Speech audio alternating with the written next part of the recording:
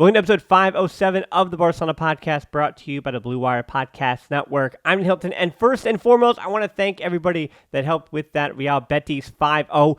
There is something about the 5 goals. You want to call it La Manita, you can. There is something special about La Manita that does seemingly get people in a good mood, so they subscribe to the channel and help me get to that 15K mark. I am still working at 20K. I'd love to get there by the end of the year. I want to do a little special something and maybe even a giveaway if I can get to 20K before the new year. So please subscribe, especially if Barcelona are going to keep hitting 5-0s. That's 2 consecutive games, 10 goals. Really incredible. Most importantly, Barcelona start the Champions League campaign with a win. And honestly, when I looked at this starting lineup, just 2 changes from Barca's win over Betis at the weekend. Gundogan and Rafinha replacing Romeu and Ferran Torres, which is totally fair to me, keeping the back line intact as well. Because I know there's an argument that, hey, Champions League against Royal Antwerp, I know on paper it looks like you should be prioritizing La Liga. We are already a few points down on Real Madrid, who have been perfect so far, and you drop the first few points against Getafe to start the year. But Barcelona looked good, and La Liga, as I always remind you, is a long and taxing road. While the Champions League, yeah, you got 6 match days to win your group, and then you're already on to the knockouts. And I want to give credit to Mark van Bommel this week because, again, a former teammate of Xavi's, the player that in 2006 was the reason why Andres Iniesta wasn't a consistent starter. And when Xavi went down with an injury, Van Bommel kind of took it as his own. It was an important player for that 2006 Champions League winning side under Frank Rijkaard. And I think he said all the right things. He gave credit to Xavi and Barcelona and said, yeah, they're a big team and all that stuff. But I know Xavi pretty well. And I feel like he really played coy with not necessarily how much of an underdog where Antwerp were going to be, but the fact that Barcelona in the past have slipped up in the Champions League. And when there's an opponent like this that they haven't played too often, this is actually the first ever match between Barcelona and Royal Antwerp in UEFA competition.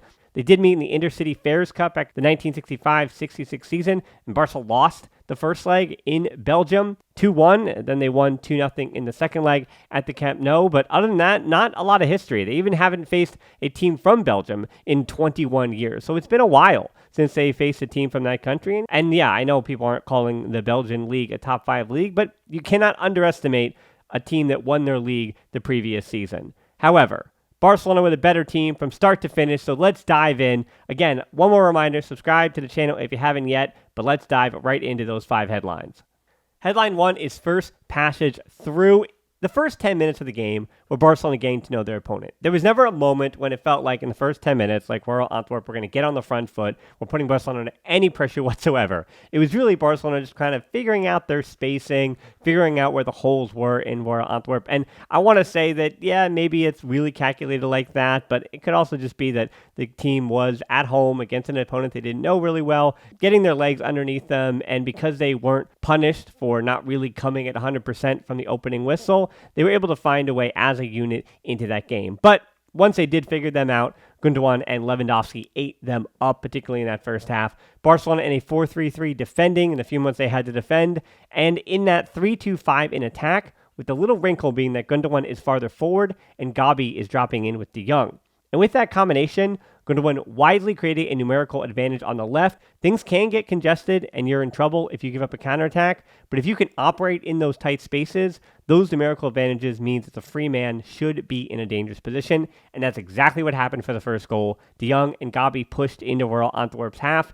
Gundogan came central as Lewandowski dropped into the left, and this while Balde was wide to the left and João Felix stayed high. So with the right back having to stay wide for Balde, Felix was 1v1 off the right shoulder of the center back. If somebody could find him with a pass, and a tidy combination between the old Dortmund mates, Lewandowski and Gundogan did just that. Bypassing that retreating midfield, Felix received, got to his right foot, and put it where the keeper wasn't. It's a well-worked goal by Barcelona, and just like that game against Real Betis, these are the kind of goals that you say, all right, Barcelona, conceptually, it's a team goal. Yeah, it was a good finish by Felix, credit to him, and good in build-up, but a lot of different players deserve credit for the way that they broke down Royal Antwerp, found the spaces, operated well in those tight spaces, and found the man they needed to, who did his job and finished it off.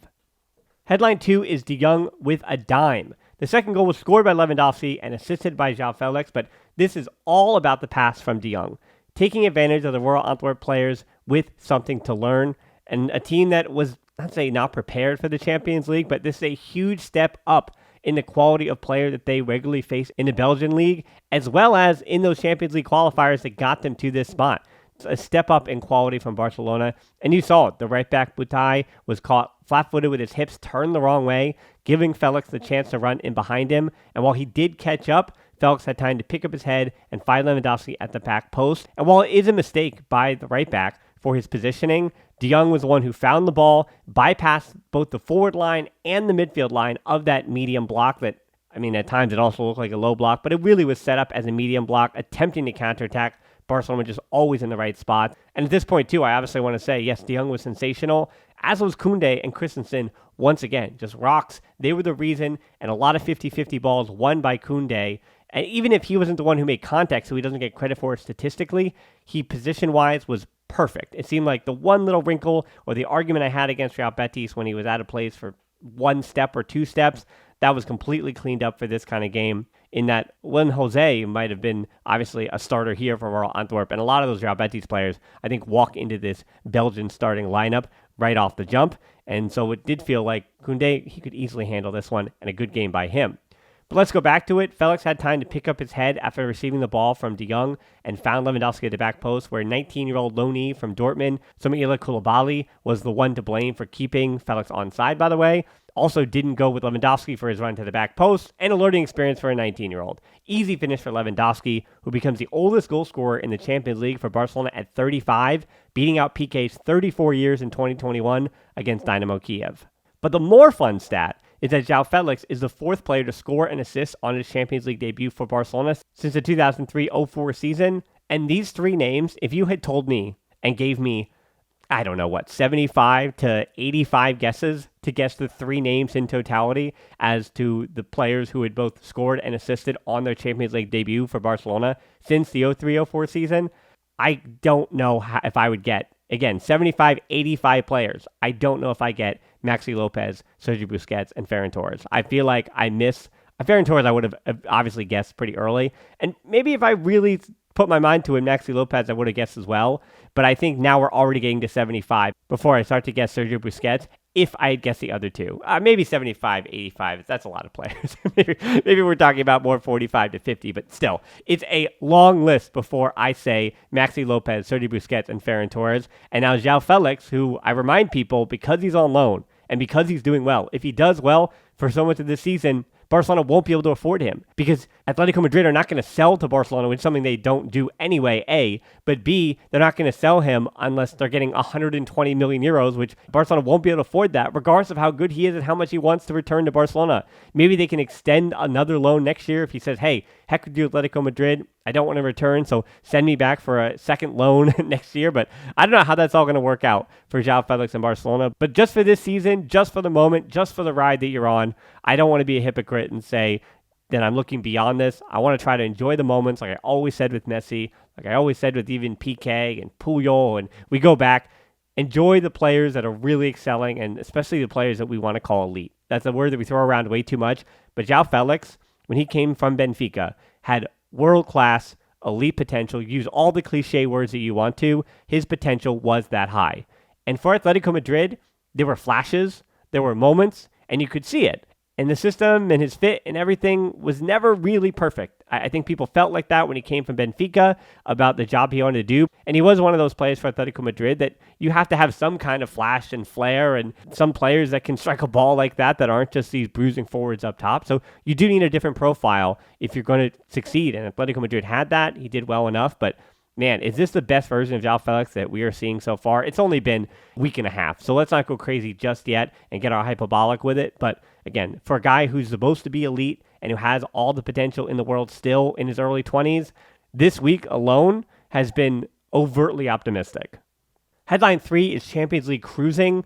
The third goal comes. It's a fortunate deflection for Rafinha on his cross off Bataille. Yeah, rough day for him. For Barcelona's third goal, Rafinha would have liked to take credit for it, but yes, it was clearly an own goal. That one wasn't on frame, if not for the deflection. Unlucky, but another cliche that I always use for Barcelona, if they can make their own luck. As I always say in the Champions League, it just feels like they have to be so much better than their opponent, and especially the top opponents, to win these games. To win the Champions League, Barcelona have got to be the number one team on everybody's power ranking and say that's the best team in Europe, and that's why they got European glory. That's always how it feels like for Barcelona. But if you're going to make your own luck, you start it here on match day 1 of the new Champions League campaign. Make your own luck and, yeah, put up goals and put up a lot of them. Get up those confidence, get up that goal differential, and be able to say that by the 3rd or 4th match day, you know that you've basically wrapped up the group. And that's too early to say that because Royal Antwerp might be last place in the group. So this is why you get your goal differential up now. Just like Real Betis, one of the themes that I continue with this, and I said all those goals that they've scored at Real Betis, I'll say that was a fluke, but yeah, those things happen, those rare games happen. But against Royal Antwerp, I think these 5 goals obviously are a quality thing, and the direction that this game went was a quality thing that you're not going to have that same ability to say be in second gear and still put up goals and still control the match back in the Liga even, because those teams are better than the one we saw.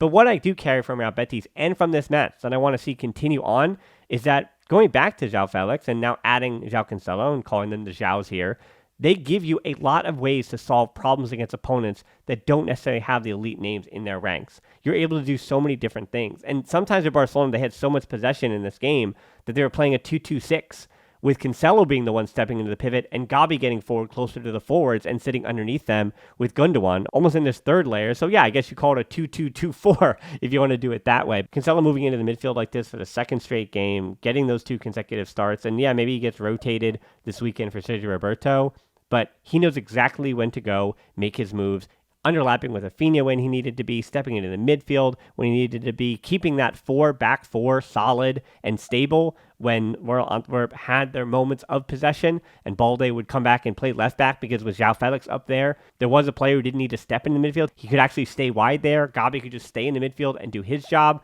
It's just really exciting. And speaking of Gavi, of course, Gavi found a way to earn a yellow up 3-0 in the first half. And maybe he wanted a rest for the second half, which he got, and hoping that his friends Fermin Lopez or Marc Costa would get a chance. But I don't know. In the group stage, in a match like this, up 3-0, I would have loved if Gavi didn't get the yellow card. But you can't have him on all the time. You can't ask for that if you're going to ask him to turn off. So don't ask him to turn off, and you're going to get the highs and you're going to deal with the lows, because if Gavi can keep himself from getting too many yellows and get suspended, because even then, if he gets suspended for the second game against Royal Antwerp, you're not crying because then that clock resets. So I don't know. I'm not too worried about the yellow from Gavi.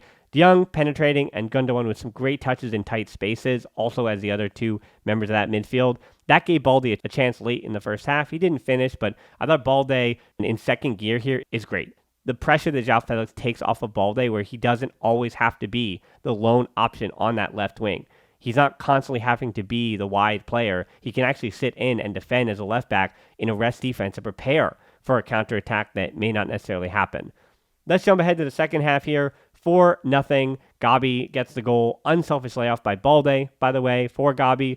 Balde coming inside, putting a lot of buys up in Barcelona right around that 18 because they knew that Royal Antwerp weren't really getting anything going the other way. Cancelo, as I had mentioned, getting inside of Rafinha, the ball bouncing around after some blocks. The ball gets to Gavi, he takes it with his left foot. And for Gavi, utter midfield domination against Betis, and then a goal against Antwerp. It's a great week for Barcelona, sure, and it's a great week for Gavi. Honestly, there was a time, and I've been honest about this, where I thought that we were christening Gavi just a bit too quickly and lumping him together with Pedri, which says more about how highly I think of Pedri than me having a problem with 16, 17, and 18-year-old Gavi in any way. It was more me thinking highly of Pedri and feeling like Pedri was so far ahead of Gavi in the progression already. That made me also feel like we were elevating Gavi a bit too quickly. Maybe I was right sometimes last season or the season before when he was 16, 17, 18 years old. But this little stretch of games here, the only match Barca hasn't won this season was the one that Gavi didn't start, the one that began the season against Getafe. And Gavi has been this season consistent and important, because there are times in the past few years, I go back again to the Spanish Super Cup, when he was important, but I felt like in the latter half, especially of the spring, when Barcelona, their performances were up and down, Gavi wasn't having his best matches when Barcelona were also not having their best matches. And I do stick to the adage that Jong, when he is really playing well, that is when Barcelona are playing at their best, and when he's struggling, that's when Barcelona at their worst. But Gavi has that similar feel, and that's how a midfield should have. If a midfielder is struggling in a game, and maybe a Barcelona team isn't doing its best, but when the Barcelona midfield is dominating the opposition, when a Barcelona midfield looks like they're making things look easy, then you're probably up in the game. And this week, that has certainly been the case. De Jong and Gavi, excellent this week, and Barcelona's results followed. Headline 4, 5 did the job. 57th minute, Romeo and Fermin Lopez for De Jong and Gavi. and then the 5-0 from the corner. Cleared momentarily, Rafinha cuts inside and delivers the ball to the far post where Lewandowski and João Felix are both up to meet it. And it's João Felix who makes contact with it, and it's an open header because Delet and Alderweireld were both concerned with Lewandowski. Makes sense to me. You want to guard Lewandowski. And that just says a lot about Felix as well. We saw it last game. We saw it this game. He smells blood in the water. He wants the goals, and so he goes for him. So that's a second for Felix. And he comes off shy of his hat trick in the 68th minute. Lamine Yamal and Ferran Torres on for João Felix and Rafinha. Lamine Yamal becoming the second youngest player in Champions League history, by the way. Second youngest ever. He's beaten by 50 days. It's actually quite a bit. But Yusufa Moukoko of Dortmund, who is still there. And that just has to do with birthdays. If Lamine Yamal had a different birthday, then he would have the record here. But yeah, that's just a birthday thing. Still, second youngest ever in Champions League history. It's pretty wild here. Ferran Torres, who also came on at the same time, first touch, almost gets Barcelona 6. And that kind of became the thing. That's why I said headline 4 here is 5 did the job. Because really the rest of that game from the 68th minute on was Barcelona desperately different players trying to make history and trying to get that 6th goal here. 74th minute. It was a double save from Ter Stegen, by the way, who kept a clean sheet. First time I've had to say his name, and the only time we had to say his name. And that is so hard to do when you haven't done much of anything for almost the entire match. I think it probably would have been offside, and they might have actually called it on the broadcast, but we couldn't see it when they made the replay. But whether or not that's offsides or not, Ter Stegen, to keep those out, is a reminder that he is still in good form as well. And if he continues, as I said last year, if he continues his fine form, I do think over the course of a long Liga season, as good as Real Madrid is, Ter Stegen and Kepa, Ter Stegen might have the advantage there, and that might actually be the difference over the course of a season, where the head-to-head might not actually affect it, but I am getting a bit ahead of myself in the Liga. 75th minute, Sergi Roberto for Cancelo as the last sub. Lamine Yamal then right after that missing a tight angle shot after he had beaten the goalkeeper. Then he had another one deflected less than a minute later when obviously he wanted to make some history by scoring a goal in the Champions League. Would have been the youngest scorer for Barcelona by almost a year over Ansu Fati. So also a reminder too that if Lamine Yamal at any point in the 23-24 Champions League campaign gets a goal, it's his record. He becomes the youngest scorer for Barcelona in the Champions League, beating Ansu Fati. Fermin Lopez and Lewandowski on that move by Lamine Yamal had a right to be frustrated because those were easy finishes for them if he had laid it off. But hey, they're up by 5. Kick got a little special trying to make history, and I don't think either of them are going to complain too much about it because Lewandowski himself was denied not too long after that as well. And then Barcelona were denied and denied and denied a bunch more before the final whistle. And it blows. As I said, 5 did the job. I am not too concerned, especially in that second half. I feel like people always take the second half with them more than the first, but I'm not too concerned that Barcelona did this against Royal Antwerp. Yeah, I know there won't be the same space against the better teams, but you can only play and beat the teams in front of you. And because they took care of business in that first half, if anything, I take the first 45 minutes when they were already up 3-0. I take that one to the bank before I care about all the misses and the yada, yada, yada in the second half. And Barcelona were just trying to really put on a show in front of the home crowd. Every team gives you moments in space, by the way, and it's obviously a lot less space and a lot less moments for better opponents. But as long as this team continues to work on their chemistry, figuring things out, I think this is actually the best game by Gundogan that I have seen this season. And yes, maybe it's against the worst competition as well. But he was so good in those tight spaces. He was so good in his partnership with Lewandowski. Gavi as a midfielder supporting him. That gives Xavi a lot to think about. And I'm not really going to mention Xavi too much in this game. More it's appraising the players who were given the task to go out against opponents who just weren't as good as them. And Xavi said, hey, I want to trust you guys. There's not a lot of major rotation. Cancelo, you're starting, not Sergio Roberto. And we're only really making 2 changes. So go out there, get the win, get it any way you can, go get your goals, and enjoy yourself. And I think that's what the team did. So I don't have much to say about Xavi's tactics or anything like that. I think this week, again, is just a good week for Barcelona. And if you're cool, enjoy that. Like instead of saying, hey, Xavi, you won 5-0. Why didn't you win 8-0? You should get fired. I don't care about that today. Let's give Xavi a break for at least a few days here. Because headline 5 has nothing to do with him. It's no place for an addition. Arthur Mermiran, the 18-year-old wearing number 48 in this game, he obviously has been linked to Barcelona, so much to the point where Van Bommel, earlier in the week, when asked about him and Xavi and Barcelona maybe being interested in him, he said, hey, if I tell Xavi anything about this player, then they're going to go out and buy him. Now, the reason why I say this is no place for an audition, because I don't really feel like this is a fair shake for Vermeeren. His team was just talent-wise blown off the field. And as an 18-year-old, he's still not a finished product as well, but he's shown a lot of bright things from what I've seen from him. I watched one game that he's played in from start to finish, and yeah, he looks like a tidy pivot in a way that a lot of tidy pivots have looked to me at that age over the last few years as I've looked for a replacement for Sergio Busquets. And, I've done my homework on them, and he just looks like another one in that list. One of the only times Antwerp, I will give him credit here, had a moment of being dangerous is because Vermeeren rode a tackle from Gundogan and got into Barcelona's half for once in the game. But I don't know. I don't know what his price would be if you're going out 10 and 15 mil for him. Yeah, maybe. And I would trust that Deco and that scouting department does their homework on him if he's the answer. Another one, names that have popped up too, Gabriel Mascardo, 17-year-old pivot for Corinthians. Chelsea almost got him for 30 mil. I mean, who didn't? They almost get young prospects over the summer. 30 mil is what Corinthians were asking for him. Apparently, Barcelona are linked with him as well. Sure. But having watched an earlier game, which is going to be a little bonus headline here, I don't know. I feel like with Marc Casado on the bench, he's 20. Is he an elite prospect? Is he really the successor now to Romeu, having been a successor to Busquets? I've always said I don't think so. I think he's going to be a really good first-team player somewhere in the Liga, maybe even in the Segunda Division. Maybe Casado isn't necessarily that level, but at 20, he still has ways and development to go. But I don't see him as the future of Barcelona's pivot position. Pau Prim, 17. I mean, could he be the heir to the throne? Marc Bernal is 16. Could he be the heir to the throne? Dani Avila is 16. I mean, I have never seen in the academy in the 15, 16 years that I've been covering them, and we've had footage and be able to watch some of these matches and things like that. I have not seen a group like this. Again, you're talking about the pivots and defensive midfielders in this group, 16, 16, 17, 20. And now you're again looking at another 17-year-old in Brazil who's 30 million euros and an 18-year-old in Belgium who you just destroyed. I know the idea of getting a pivot, especially with how important defensive midfielders are in the modern game and with the prices that defensive midfielders are now going for. I mean, Moises Caicedo going for what, like 130 million to Chelsea? And I know that Chelsea and Saudi Arabia and EPL have once again, very much like Neymar did to PSG, have broken the transfer market values and things like that, because it really is just two leagues paying for certain things and everybody else paying for other players in other ways. That's beside the point. I have not had more confidence that a pivot could come from the academy in the time that I've been working with that. And again, it's not that I'm saying I'm pushing all my chips in like the way people did with Sergi Samper and stuff and said, oh, that of course that's going to be the heir apparent or whatever the next player was up in. I've given you the list before.